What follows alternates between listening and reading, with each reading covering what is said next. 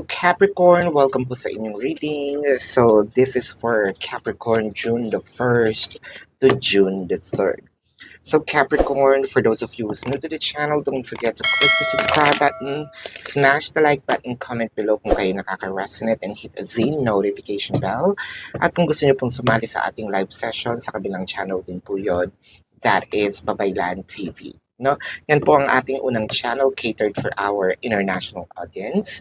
At kung gusto niyo pong i-check yung mga readings po sa kabilang channel, by all means, you're welcome. You're free to do so. Everyday reading na po yun.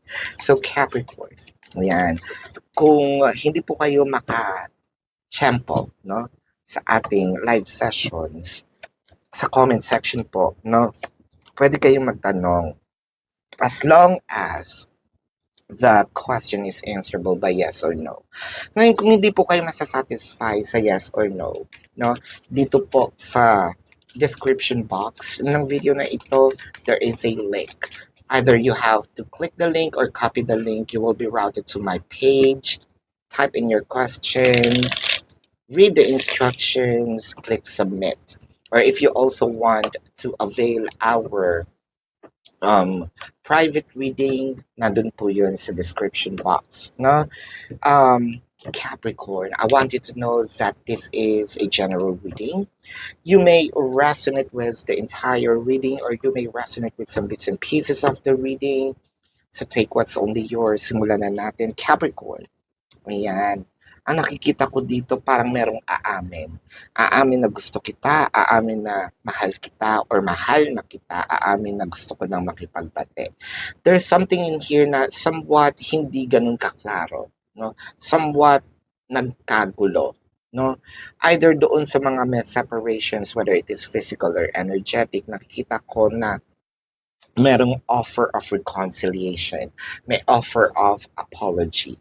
I'm also seeing in here, lalo naman doon sa mga, let's say, nasa mutual understanding or sabihin natin nakaka-crush, no? Nakakita na kayo dito ng hint, no, na, uy, parang feeling ko nagkakagusto na rin sa akin itong person ko, no? Feeling ko nagkakaroon na rin ako ng pag-asa. Ayan. Nasa iyo ang panahon, umaayon na ang panahon sa iyo with the 8 of Cups, the 3 of Cups, and the Chariot.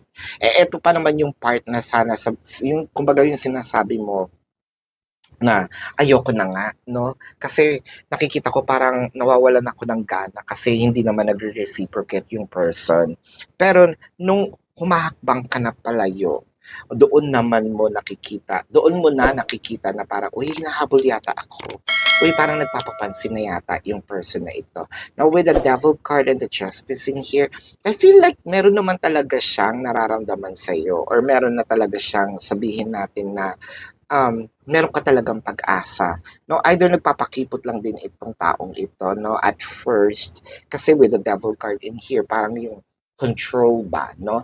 Pero yung sinasabi natin na with the 3 of Cups, I feel like gusto niya, no? Gusto niya magkaroon kayo ng either date, makausap ka niya ng solo with the 10 of Swords in here, the Ace of Wands, and the 4 of Swords. Nako, nakakita ko dito either ng one night stand.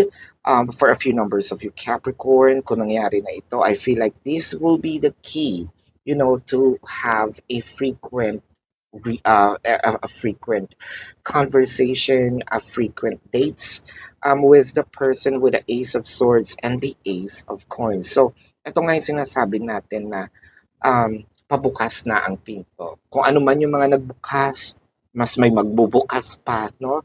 Na opportunity between you and this person na parang to explore more. I feel like meron din ditong pag-amin ng gusto din naman kita noon pa. Hindi ko lang magawa kasi ganito, blah, blah, yada, yada. There is a reason, but I feel like binigyan kayo ng panahon, for you to either fix the issue, for you to continue the connection, or for you to start something new, no? Ang maganda kasi dito is yung inaakala mong hindi mangyayari is posible pala, no? So that is your reading for now, Capricorn. Let's check, no, the zodiac sign of your person. This could be their sun sign or a placement in their chart. I'm seeing Taurus, Leo. I'm also seeing Capricorn, no? I'm also seeing Virgo. Libra is also here, Cancer, no, Pisces, and Scorpio. Ayan, so this is your reading for now, Capricorn. For those of you who's new to the channel, don't forget to click the subscribe button, smash the like button, comment below kung kayo nakaka-resonate, and hit the notification bell. At kung gusto niyo po ng dalawang reading sa akin, doon po yun sa kabilang channel. That is Babaylan TV. No? Magtanong sa comment section, and I want you to know that there is a form. All you just have to do is to either click the link or copy the link. You will be routed to my page. Type in your questions, click submit, follow the instructions, avail no yung ating private reading.